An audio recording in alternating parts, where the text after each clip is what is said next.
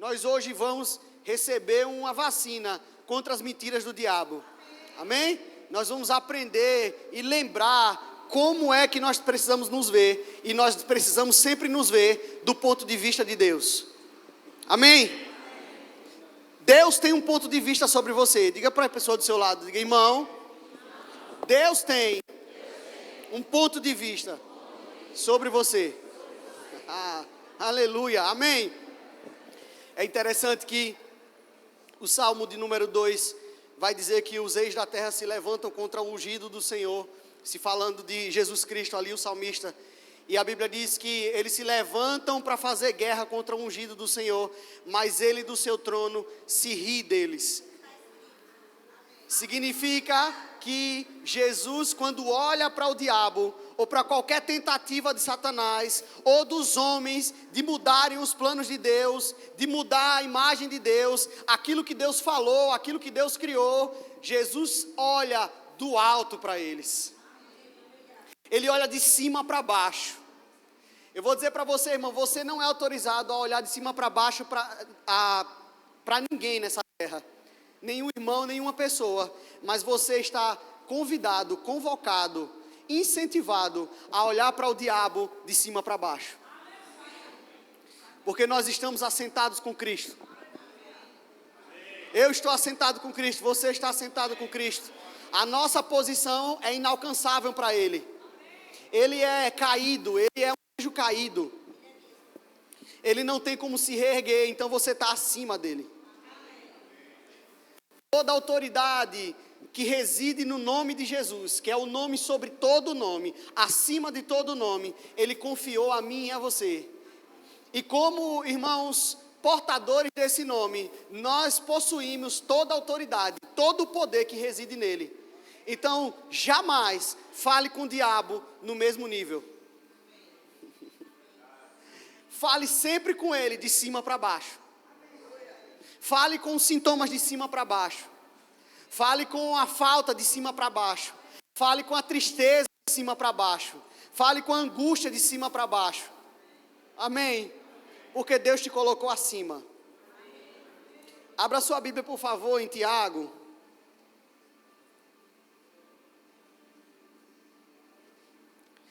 Tiago capítulo 1, versículo 23.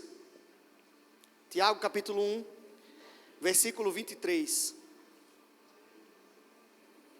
Deus é bom, irmãos. A unção, ela é verdadeira. Amém? A unção é verdadeira.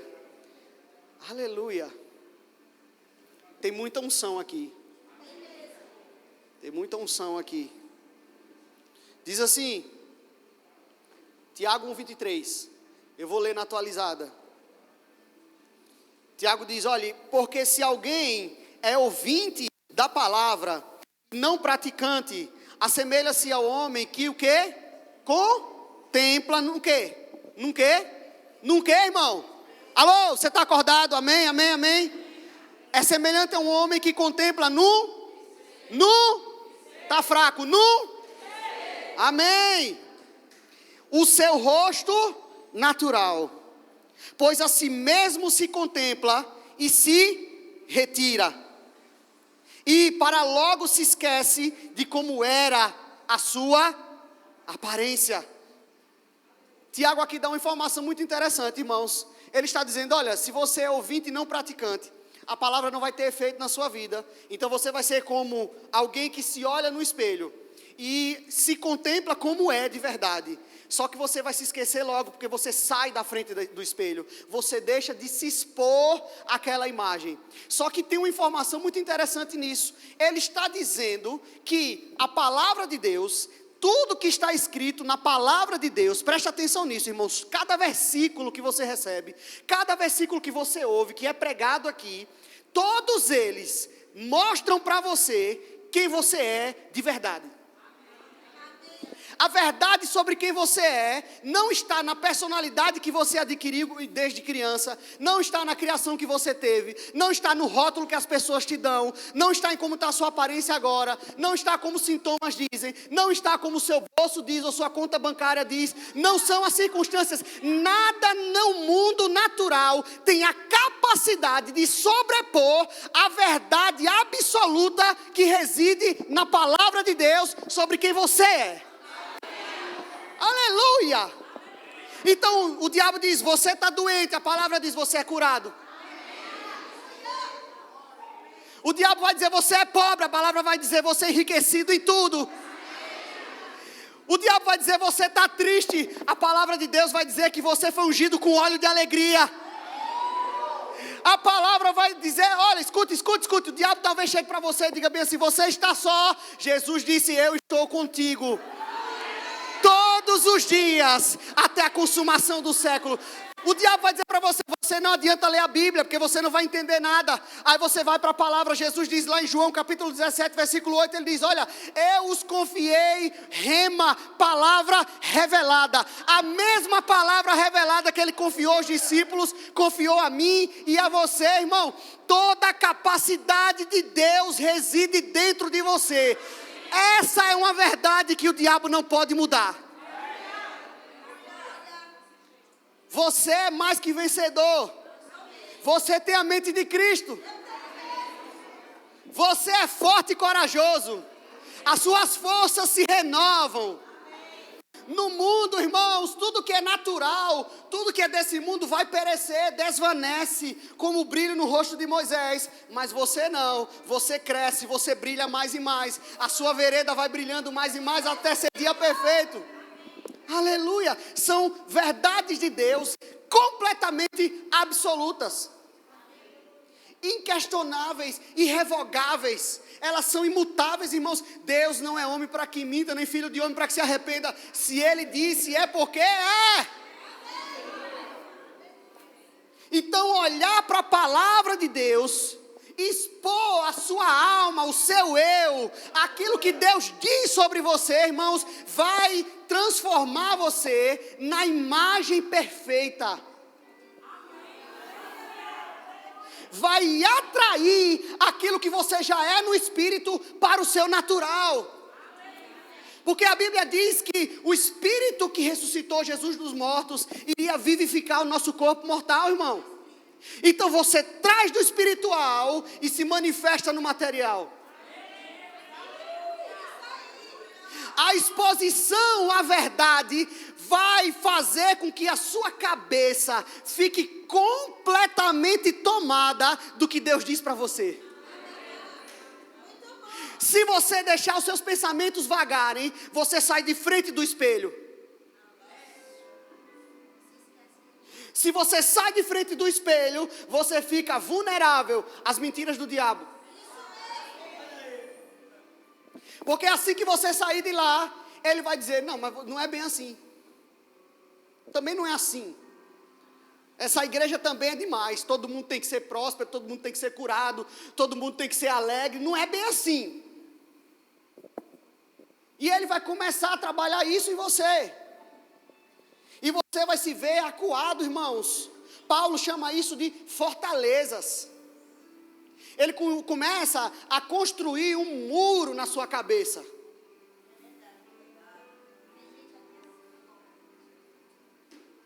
Ele vai começar a construir um muro na sua cabeça que separa você daquilo que Deus diz sobre você. Vai ter uma distância muito grande.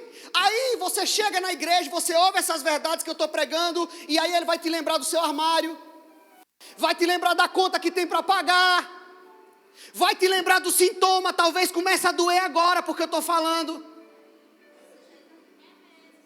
Mas enquanto você está exposto a essa palavra, Deus está dizendo, você é curado, eu estou com você, o que eu disse eu vou cumprir. Não se esqueça de nenhum só dos seus benefícios. Aquilo que Deus fala, Ele cumpre, irmãos. Ele é o Deus que vela pela sua palavra, vigia dia e noite para que se cumpra. Aleluia! Eu quero dizer uma coisa para você, irmãos. O diabo não sabe nada sobre você. Aleluia. Oh, aleluia. Eu estou vendo correntes caindo aqui na vida de pessoas. O diabo não sabe nada sobre você.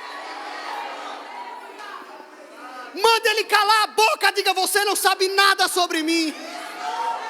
O Salmo 139, o salmista disse: olha, Senhor, tu sondas e me conheces, conhece o meu deitar e o meu levantar, esquadrinhas os meus caminhos e pensamentos, antes que a palavra chegue na minha boca, tu já sabes, Senhor. Quem conhece você, quem te fez? Aquele que conta cada fio dos seus cabelos, irmãos. Aquele que tem a sua vida como preciosa. Está escrito: custa muito ao Senhor a morte de um justo. Aleluia. Ele não sabe nada sobre mim. Ele não sabe nada sobre o seu futuro. Ele não sabe nada sobre o seu amanhã. O seu Deus já esteve lá. Ele já esteve lá. Oh, rabacantoria cochola barada rabassa. Requetara manarabachu brequei.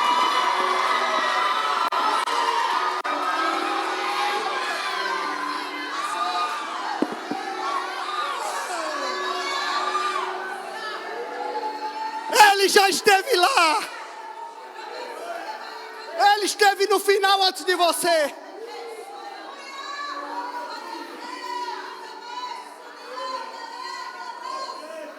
Ele não sabe nada sobre nós.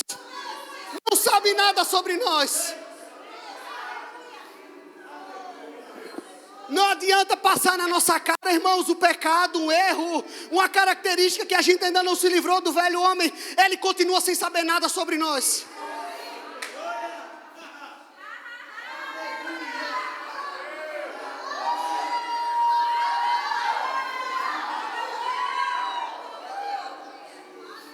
Ele não sabe nada sobre o seu final.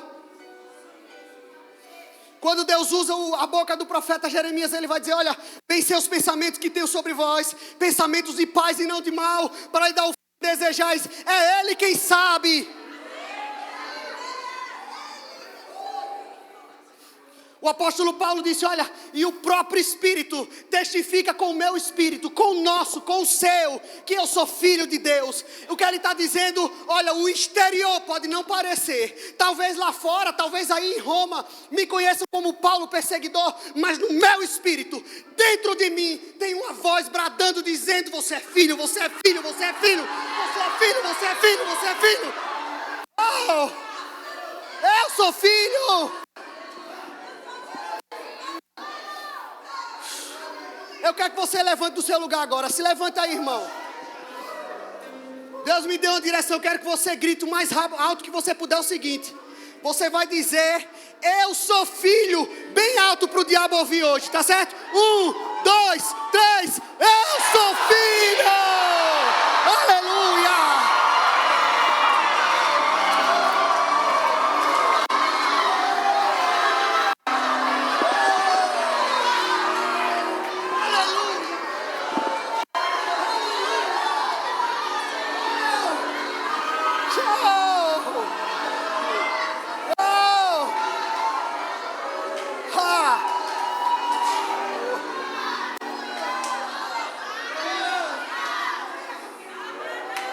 Deixa eu dizer um negócio para você. Na minha profissão, quando eu estou fazendo um processo de inventário para dividir uma herança, se tem um herdeiro que ninguém colocou, o juiz manda habilitar no processo. A gente diz: habilitar o herdeiro.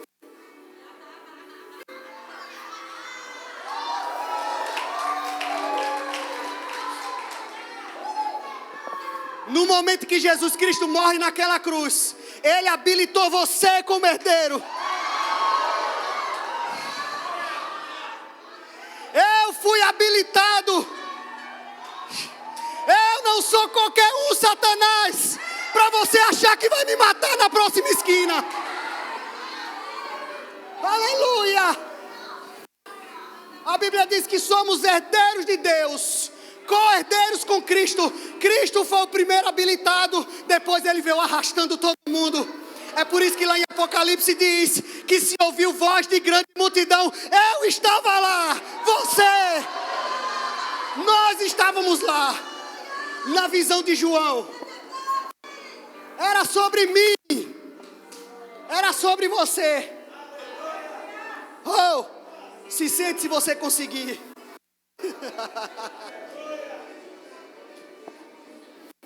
Uou! Aleluia! Aleluia! Você foi habilitado como herdeiro.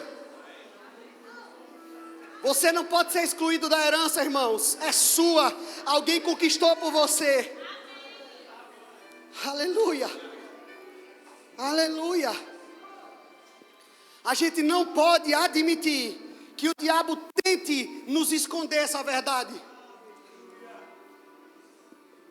Aleluia. A alma, irmãos, ela é inconstante. Escute isso, a alma ela é inconstante.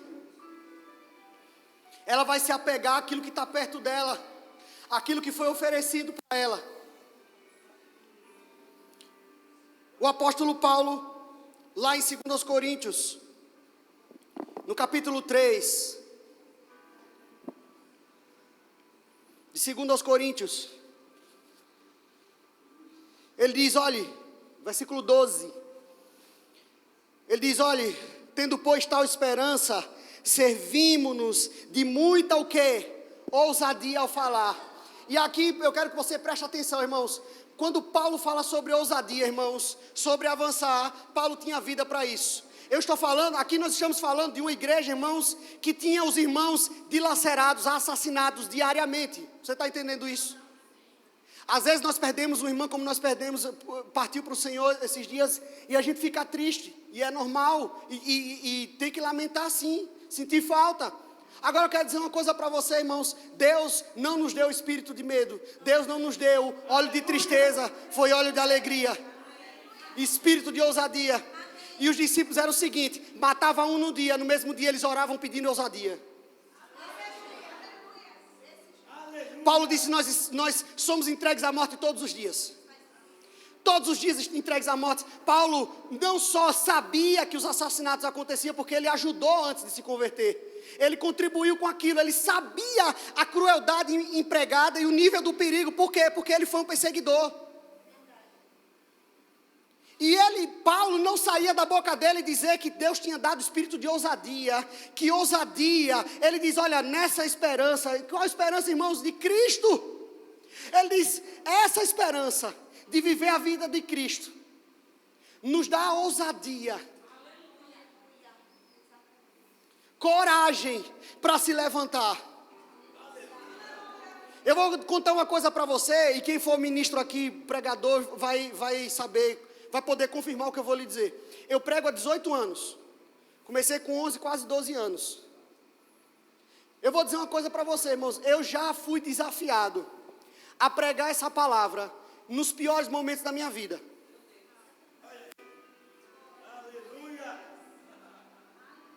Momentos que você não quer levantar da cama. Momentos, irmãos, que está tudo sombrio na sua frente. Que parece que não tem nada. Que se espremer você ali não vai sair nada. Mas eu quero dizer uma coisa para você. Nunca houve um dia em que eu me coloquei diante dessa palavra. Me expus à atuação do Espírito Santo. E Ele não teve algo para dizer para mim. Não teve uma vez em que eu me despojei de mim mesmo, entendi que eu em mim mesmo sou falido e não vou ter palavras de vida eterna, e me coloquei debaixo da influência do Espírito Santo, debaixo da influência do que Deus diz para mim, e Ele não me levantou para ter uma palavra, uma mensagem, alguma coisa. Irmãos, a vida de Deus está em você, não interessa quanto espremam, não interessa quanto batam, Deus vai ter sempre uma resposta, Deus vai ter sempre vida saindo de você. Quando Isaías profetizou falando sobre Jesus, ele disse, ele vai ser como um renovo plantado no meio da ruína. Aleluia! Eu sou o renovo de Deus diante de uma humanidade morta. Você é o renovo de Deus, brotando e florindo em meio a um mundo devastado. Você é o portador da luz que vai clarear no meio de um mundo obscuro tomado pelas trevas. É como se nós andássemos no meio da escuridão, irmãos, com um candeeiro aceso. Aleluia. Foi por isso que Jesus diz: olha, ninguém acende o candeeiro para esconder ele debaixo da mesa, mas coloca em cima do alqueire, para que todo mundo que passa possa ser iluminado por ele. Aleluia. Aleluia. O problema, irmãos, é que a gente não pode recuar, a gente não pode esquecer de onde é que a gente tira forças, irmãos. Mas é repetitivo, não interessa, irmãos. A solução é uma só: se colocar diante do que Deus diz, se colocar diante do que Deus fala, se colocar diante da influência do Espírito Santo. Porque o apóstolo Paulo, nesse mesmo capítulo, ele vai dizer: olha, não de letra, porque a letra mata, mas o Espírito vivifica, a palavra e o Espírito e a palavra vivificando, andando junto, mostrando quem você é, agindo em você, agindo através de você, abrindo o caminho diante de você e fazendo você enxergar o caminho como ele enxerga. Os problemas, irmãos, eles não são desculpa. Aleluia. Os problemas não são desculpa. Deixa eu dizer uma coisa para você que pode parecer escandalosa. Teólogos de plantão, por favor, as pessoas que vão assistir, por favor, não caiam da cadeira. Não infartem com o que eu vou dizer agora, mas Deus tem uma dificuldade. E a dificuldade de Deus não é o seu problema. Não é a doença, não é o impossível. A dificuldade de Deus sou eu e você. É quando Ele quer operar e a gente não dá lugar. É quando Ele quer fazer, mas a gente não se expõe. A Bíblia diz bem assim: olha, transformados pela renovação da vossa mente, para que vocês possam experimentar. Agora eu quero que você entenda que isso é um processo. Primeiro eu renovo a minha mente, depois eu me deixo transformar por essa renovação, e aí então eu estou habilitado a desfrutar da boa, agradável e perfeita vontade de Deus. O problema é crente seco que não quer sequer renovar sua mente. Não, nem sequer se expõe para que Deus trabalhe. Veio o evangelista Davi Fejoli, veio o profeta Brad Fluke aqui, e duas coisas que eu pude constatar, no espírito e também no material, e eu converso sempre com Carol, é a gente ver pessoas que não querem ser curado. Gente que se apega, se agarra à doença, se agarra à pobreza, aquela mentalidade medíocre dos pais, dos avós, completamente enraizada, fortalezas que o diabo já levantou. Eu vi aqui, ninguém me contou, os homens de Deus falar o nome de doenças aqui, que eu sabia, que pessoas tinham, mas que não vieram receber.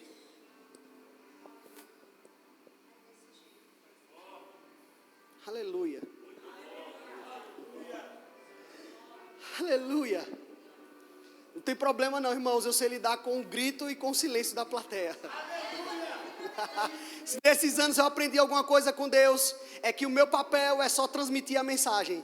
As reações é responsabilidade do povo. A minha obrigação é só passar a mensagem. Eu só passo a mensagem. Tem que fazer como John Wesley. A gente coloca fogo na gente e o povo vem para ver a gente queimar, incendiar. Tem gente que não quer se aquecer no fogo, mas eu vou continuar queimando. Nós teríamos que ser queimados de uma forma ou de outra, não é verdade? Mas eu escolhi a boa maneira de ser queimado. Aleluia. Aleluia. Fortalezas. O apóstolo Paulo diz: olha, as armas da nossa milícia, elas não são carnais, ou seja, não tem nada, pastor Diego, no mundo, e olhe que eu acredito na boa terapia, eu acredito na psicologia, eu acredito na psiquiatria, na psicanálise, enfim, eu acredito na ciência humana, mas quando alguém não quer ser curado, não tem nada nesse mundo que possa mudar essa realidade.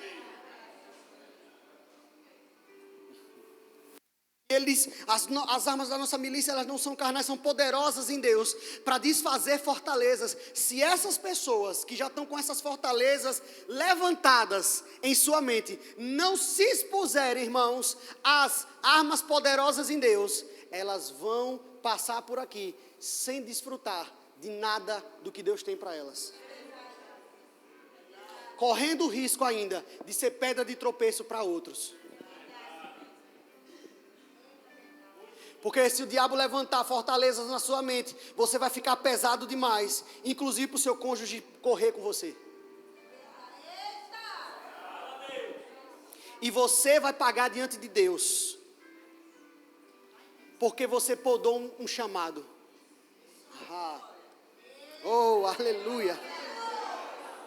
Tem um manto profético sobre mim aqui. E eu preciso falar, porque senão isso vai ser como fogo em meus ossos.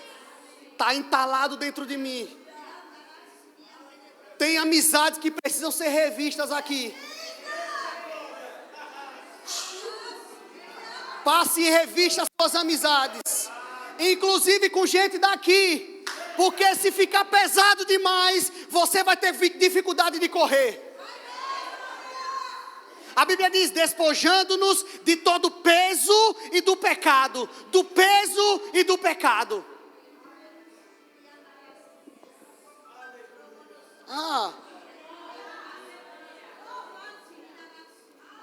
Puxe, ofereça a palavra.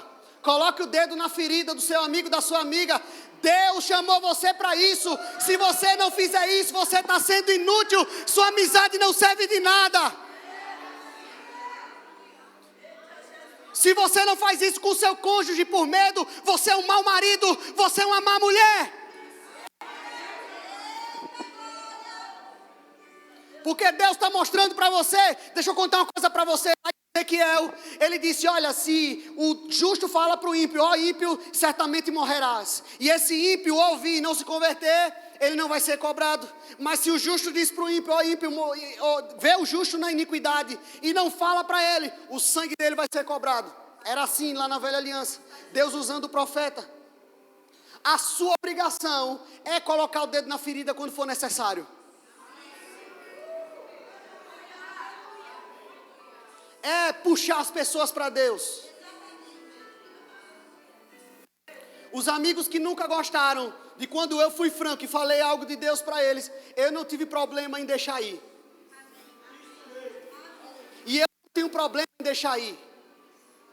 O que eu não posso é deixar de falar, porque senão vai ser fogo em meus ossos. Eu vou ficar quieto. Deus vai me mostrar a queda do meu amigo, da minha amiga, da minha mulher, da minha filha. E eu não posso ficar de braços cruzados.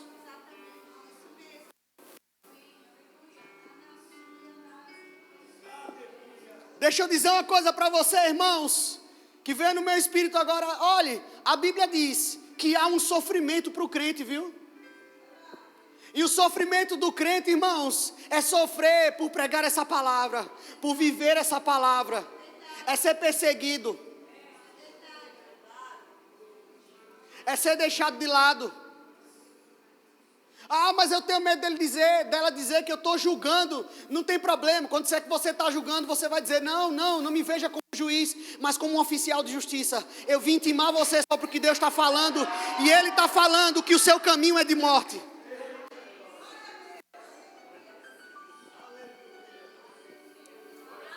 Oh! Aleluia! Eu sei, irmão, que isso é duro de ouvir, é duro de dizer também. É duro de imaginar também.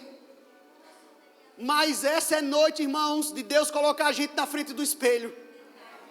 E colocar a gente na frente do espelho, irmãos, é mostrar aquilo que não está se encaixando muito bem. Porque, pastor Diego, se eu calçar um sapato que não combina com a minha roupa, quando eu me colocar na frente do espelho, o espelho vai dizer para mim: Se a minha camisa não comunica com a minha calça, o espelho vai dizer para mim. Se algo não está encaixado, Deus vai dizer para você, irmãos. Ele é o Deus que nos fere com a sua palavra. Ele é o Deus que nos fere com a sua palavra. Aleluia. Não se deixe ser pedra de tropeço. Não permita, derrube as fortalezas de Satanás. Hoje você ouviu as verdades de Deus sobre você. É tempo de jogar o entulho de Satanás para longe. Aleluia. E conhecereis a verdade, e a verdade vos libertará. Oh, aleluia. E o apóstolo Paulo diz aqui no versículo 17. Ele diz assim: ora, o Senhor é o Espírito. E onde está o Senhor, aí é a liberdade. Eu quero que você entenda que esse versículo 17 está dentro de um contexto onde ele está falando sobre o véu que Moisés colocava no rosto. E ele vai dizer: olha, até hoje esse véu está posto nos olhos daquele povo. Porque eles não conseguem enxergar a verdade, ver Jesus como o Cristo, o enviado de Deus, o Messias. Aí ele vai e vem no 17 e diz: mas onde há o Espírito, aí é a liberdade. O que ele está dizendo? Que não se vê como Deus vê. Ter um véu colocado no rosto é estar preso. É isso que Paulo está dizendo. Você não se vê como Deus te vê, é estar preso, aprisionado. E ele diz: isso não pode ser, por quê? Porque onde há o Espírito, aí há liberdade. Ora, se há liberdade, não há impedimento para que você se veja como Ele lhe vê. Aí chega no versículo 18, Pepe, tá pronto o que eu pedi? Por favor, coloca já. No versículo 18 ele vai dizer assim: todos nós, com o rosto desvendado, contemplando como por espelho a glória do Senhor, somos transformados de glória na sua própria imagem, como pelo Senhor, o Espírito. Agora eu quero que você entenda, preste atenção nisso. Glória é doxa. Olha o que significa doxa, que aqui nós traduzimos por glória: opinião, julgamento, ponto de vista, opinião, estimativa, seja boa ou ruim a respeito de alguém. No Novo Testamento, sempre opinião positiva a respeito de alguém, que resulta em louvor, honra e glória. Preste atenção. Aqui, Paulo está dizendo o seguinte: em todos nós, com o rosto descoberto, sem máscara, expostos à verdade de Deus, somos transformados, levados ao ponto de vista de Deus. Preste atenção nisso. Ele diz de glória em glória, ou seja, nós vamos aos poucos pensando como Ele pensa, vendo como Ele vê, até o ponto que nós nos transformamos por completo na sua própria imagem. Eu falo como Ele fala, penso como Ele pensa, ando como Ele anda, me visto como Ele se veste. Eu sou saudável porque Ele é saudável. Eu sou vivo porque Ele está vivo também. Eu sou poderoso porque Ele também é. Eu tenho óleo de alegria porque Ele também é alegre. Eu penso sobre casamento, sobre a minha família, sobre mim mesmo, sobre tudo como Ele pensa. Eu estou sendo transformado, levado de doxa em doxa.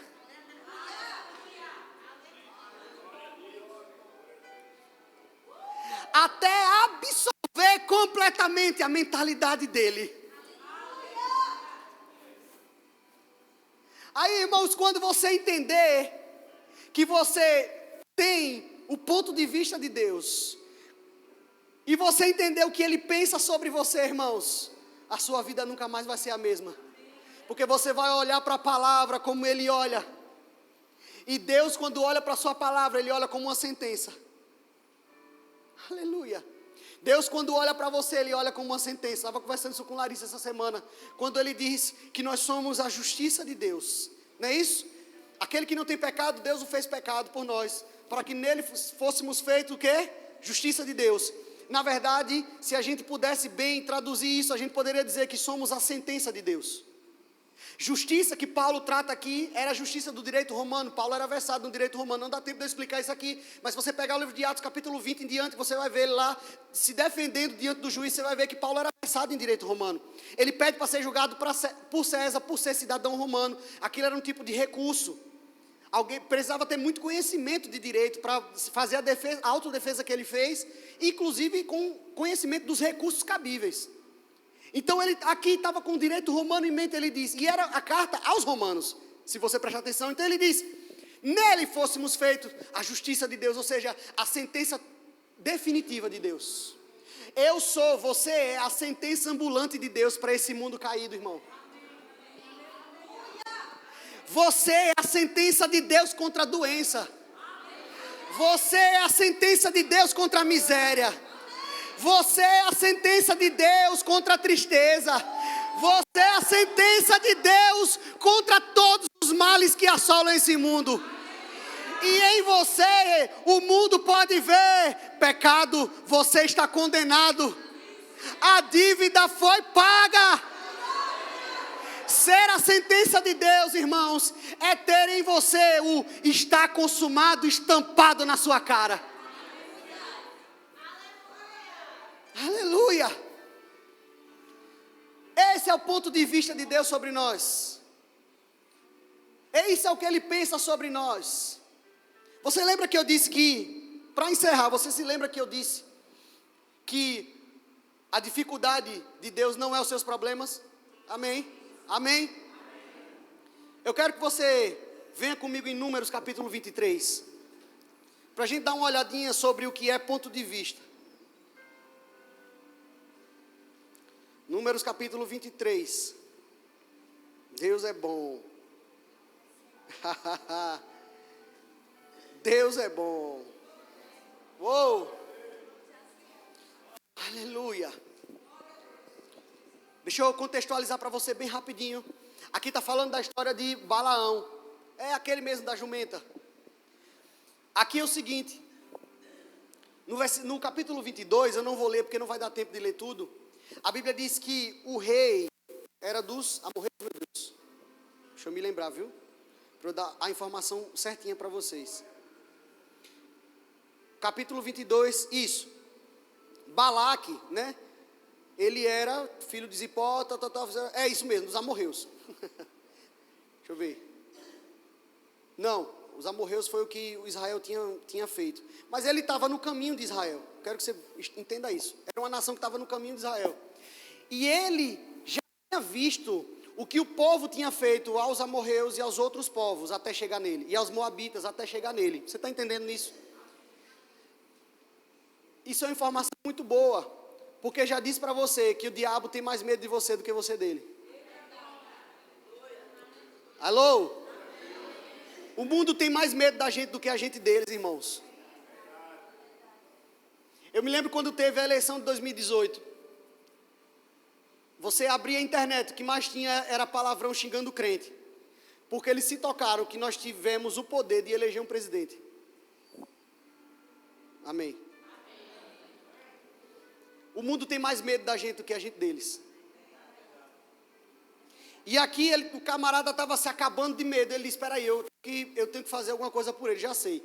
Se eu for na batalha, eu estou perdendo desses caras. Eu vou tentar jogar o jogo deles. Vou pelo espiritual. Vou chamar um profeta, vai amaldiçoar eles, e aí eles estão acabados. Aí ele vai e contrata Balaão. Amém? Aí vem o capítulo 23. Perceba, o versículo 1 diz assim, então Balaão disse a Balaque, edifica-me aqui 7 altares e prepara-me 7 novilhos e 7 carneiros. Isso era para atrair a presença de Deus, né? E aí, ele disse que ia ficar junto do holocausto. Agora vem aqui, versículo 5. Então o Senhor pôs a palavra na boca de Balaão. Ele foi lá para amaldiçoar o povo. Você está aqui, entendeu, não foi? Mas quando chegou lá, ele diz o quê? Então o Senhor pôs a palavra na boca de Balaão e disse, torna para Balaque e falarás assim. E tornando para ele, eis que estava junto ao seu holocausto, ele e todos os príncipes dos moabitas. Isso, eram os moabitas. Então proferiu a palavra e disse, Balaque me fez vir a Arão, rei de Moabe, dos montes do Oriente, vem, amaldiçoa-me a Jacó e vem denunciar Israel. Como posso amaldiçoar a quem Deus não amaldiçoou? Como posso denunciar a quem o Senhor não denunciou? Pois do cima das penhas vejo, olha o ponto de vista de Deus, irmãos. Pois de cima das penhas vejo Israel, e dos outeiros o contemplo. Eis que é povo que habita só, e não será reputado entre as nações. Quem contou o pó de Jacó? Ou enumerou a quarta parte de Israel, que eu morra a morte dos justos, e o meu fim seja com o dele. Então disse Balaque a Balaão: que me fizeste? Chamai para amaldiçoar os meus inimigos, mas eis que somente os abençoaste. Aí o 12 ele vai dizer, mas ele respondeu: porventura não terei cuidado de falar o que o Senhor minha boca. Aí o 13, então Balaque lhe disse: rogo-te que venhas comigo ao quê? A outro? Da onde verás o povo, ou seja, outro ponto de... verás somente a parte mais próxima dele, não verás o todo, e você vai amaldiçoar ele dali. Amém? Aí ele vai para esse outro lugar e abençoa Israel de novo. Aí ele vai, não satisfeito, espera aí, não está bom, vamos levar você para outro lugar, e desse outro ângulo, talvez, você consiga amaldiçoar esse povo, mas de todos os ângulos, de todos os pontos de vista, aquele era um povo abençoado.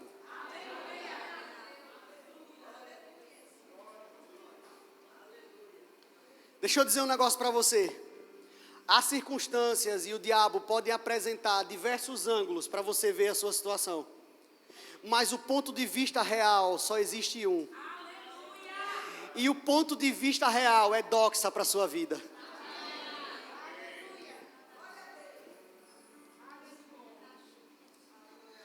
Aprenda a se ver como doxa.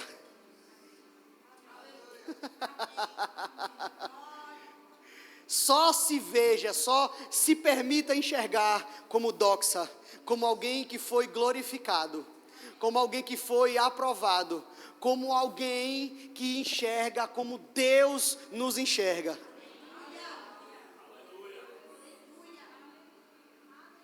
Cristo nos resgatou da maldição da lei. A maldição da lei era miséria, doença e morte. Cristo nos resgatou da miséria, da doença, da morte, da tristeza, se fazendo maldito em nosso lugar, porque está escrito: maldito aquele que for pendurado no madeiro. Ele fez questão de ser maldito, para que você seja sempre abençoado. Na verdade, irmãos, é um erro dizermos que somos abençoados. Nós somos a própria bênção.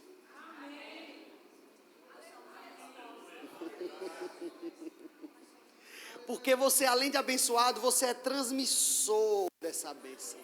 Dispenseiros da graça, exatamente. Obrigado, tia Cássia. Você entendeu? Você não é só abençoado, você é essa bênção em ação.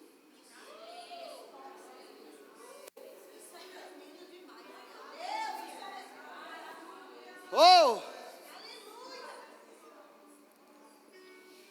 Quando não tinha piso aqui, a gente passava a cera vermelha. Estávamos aqui nos movendo no poder.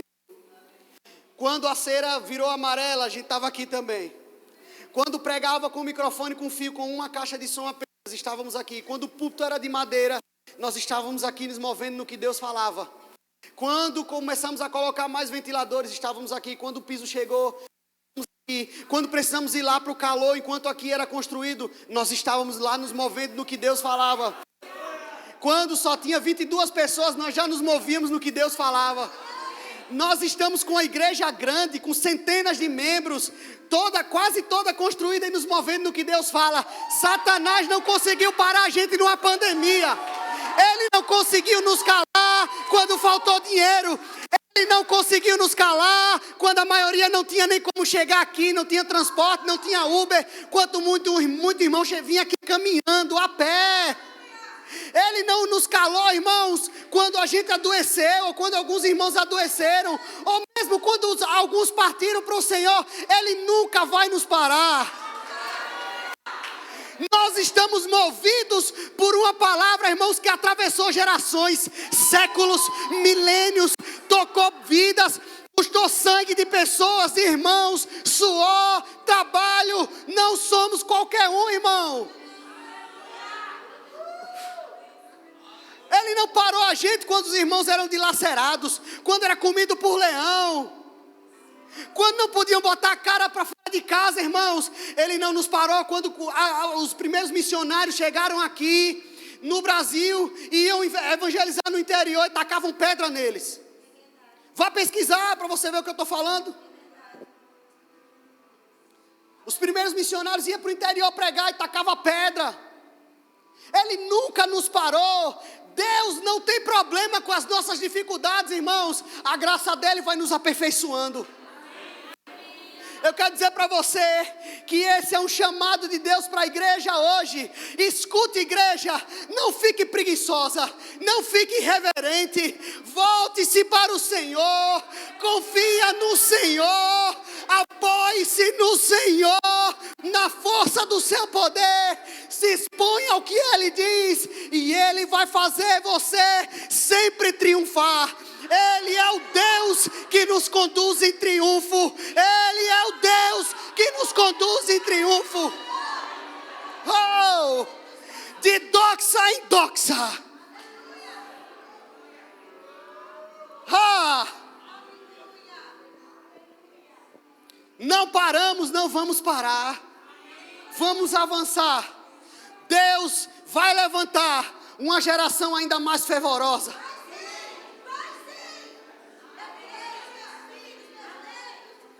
Deus vai levantar uma geração ainda mais fervorosa. Oh. E o que eu posso dizer para você pelo Espírito é que o seu papel hoje é de se preparar para ser referência para essa geração.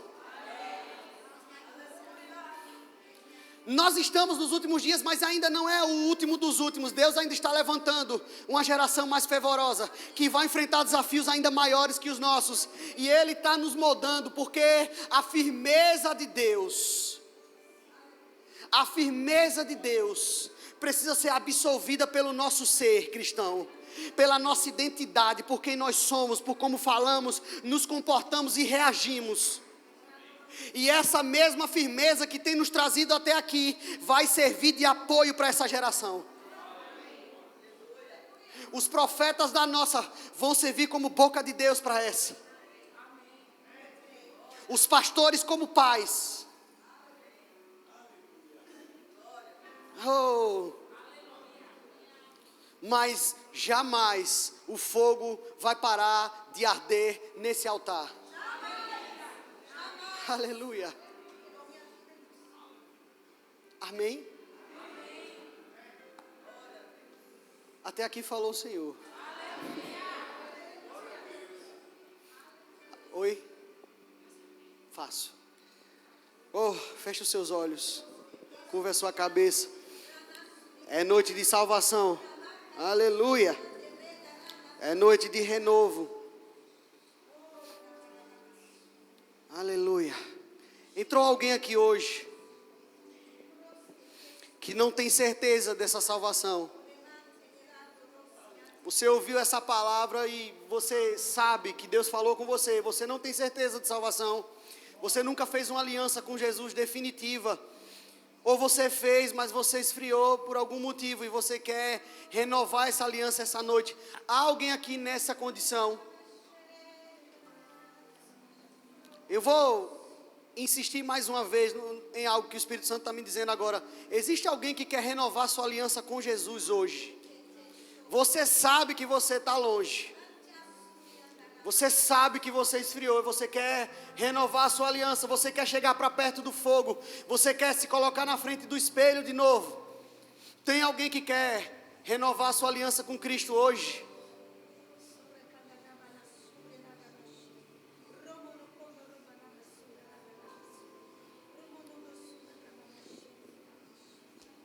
Aleluia. Eu vou perguntar pela última vez. Entrou alguém aqui hoje que quer entregar a sua vida a Jesus, ou que porventura, e é isso que eu sinto no Espírito, precisa renovar a sua aliança com Cristo. Você sabe que há muito tempo você já não se vê mais assim, desse jeito. A sua ferida ficou exposta hoje. E você quer correr para Ele. Tem algo dentro de você dizendo que você precisa voltar. Tem alguém que quer renovar sua aliança com Cristo? Amém, eu vejo sua mão. Tem mais alguém que quer renovar sua aliança com Cristo hoje? Ninguém está aqui para te julgar, te condenar de nada. A gente quer puxar você para mais perto do fogo. Tem mais alguém aqui que quer renovar sua aliança com Cristo? Amém. Glória a Deus. Glória a Deus. A senhora pode vir aqui, por favor? Amém. Quantos se alegram? Aleluia.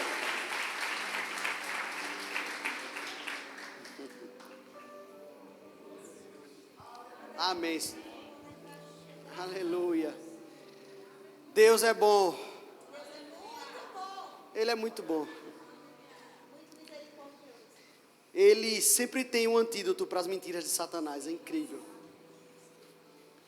Aleluia. Você pode estender suas mãos para cá para a gente orar por ela? Pai, em nome de Jesus, eu oro pela minha irmã. Eu oro para um tempo, Pai, de avivamento pessoal. O Senhor é aquele, Pai, que levantou e levanta homens e mulheres que pareciam até improváveis. E eu declaro, Pai, um tempo do improvável de Deus na vida da minha irmã, em todas as áreas. Eu declaro, Pai, a partir de hoje, olhos espirituais abertos, em nome de Jesus, para enxergar tanto as armadilhas do diabo, como os propósitos do Senhor para a vida dela. Guiando ela, Pai, nos mínimos detalhes, Pai, a cada passo que ela der a partir de hoje. Que o Senhor afaste, Pai, quem tiver de afastar. E atraia quem tiver de atrair. Porque ela está selada com o Teu Espírito. E nós como igreja, Pai, abraçamos a vida da nossa irmã. Em amor, em nome de Jesus. Amém? Amém. Glória a Deus. Glória a Deus. Você está feliz, irmão? Dê uma salva de palmas para ela. Deus é bom.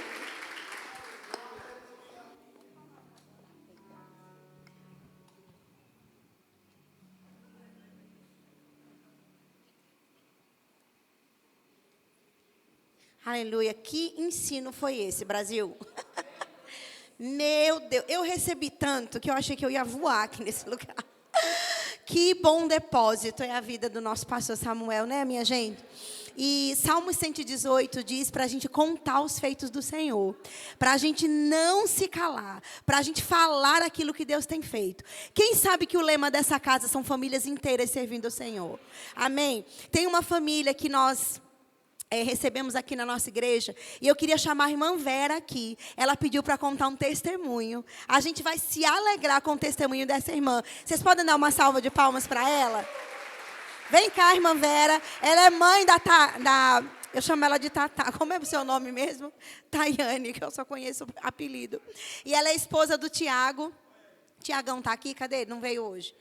Pronto. Irmã Vera, ela passou por um período de muita luta, de muita tribulação, até que a palavra da fé chegou até ela. E ela disse que ia tremer muito, que ia ficar nervosa, mas ela nem está nervosa, tá bom? E ela vai contar o que o Senhor fez. Vocês vão ver no final do testemunho dela a foto do antes, de como que ela estava, antes de Jesus entrar na vida dela. Amém?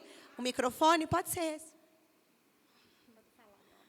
Boa noite, graça e paz. Eu cheguei aqui nessa igreja convidada pelo pastor Diego, Inai, Roberta e Gustavo, que sempre chamou minha filha, e ela resolveu vir. E eu cheguei aqui com depressão, pânico e toque. Eu não sorria, eu não estava vivendo para a vida. Eu estava só vegetando. Quando Aí fui também no médico e deu um problema, uma inflamação no pâncreas e as plaquetas muito baixas. Ai, fico nervosa. Vai dar certo. Fala tudo. Aí minha filha decidiu vir aqui na igreja. Aí quando eu entrei aqui, quando eu cheguei aqui, eu senti um ambiente assim muito forte, uma unção forte. Aí eu disse para mim mesmo, eu vou me curar, é aqui que eu vou me curar. Aí eu disse para mim, se eu receber uma oração, eu vou ficar curada. Mas eu estou, a verdade, encabulada de pedir oração. Eu quero que a pessoa que me abraçar sinta que eu precise dessa oração. Aí terminou o culto, eu fiquei lá atrás. Chega a mamãe Cássia. Aí começou a falar. Aí quando ela veio me abraçar, ela orou. Pronto, nesse momento eu senti uma paz tão grande dentro de mim. Eu recebi a cura e eu senti Deus presente. Eu senti Deus assim do meu lado dizendo, minha filha, eu fiz como você me pediu. Porque ela me abraçou, ela orou, se eu pedir a oração. E ela sentiu que eu precisava da oração. A minha fé, eu senti Deus pertinho de mim, pela minha fé. Eu digo, vou me curar. E quando eu saí, eu comecei a me curar, já da depressão, toque. Comecei a fazer tudo dentro de casa e não estava fazendo mais nada.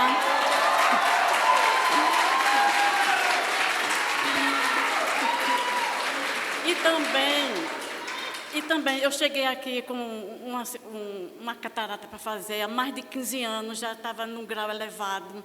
Eu não tinha coragem de fazer e tive a coragem. Estava sem os dentes. Sorria, filha, não vou ver seu dente, sorria. E o pâncreas? Sim, aí enquanto eu estava aguardando refazer os exames, que deu tudo alterado, aí sempre teve apelo aqui de oração para cura. Aí mamãe Cássia orou de novo, pastor Fábio. Pronto, aí quando eu refiz os exames, curada. As plaquetas normal, as enzimas do pâncreas normal, que o médico disse que eu precisava fazer uma cirurgia de alto risco, ou então era uma coisa ruim. E eu me curei com a minha fé e a oração aqui dos meus pastores, nessa igreja.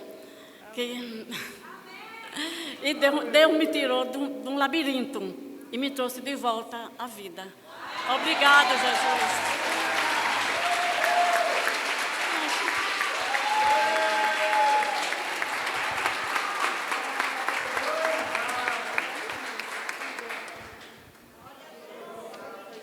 Eu queria que apaguem as luzes, por favor, para vocês verem como que ela estava antes, no tempo da pandemia, com depressão, isolada, em casa. Olha o que Jesus fez. Ela...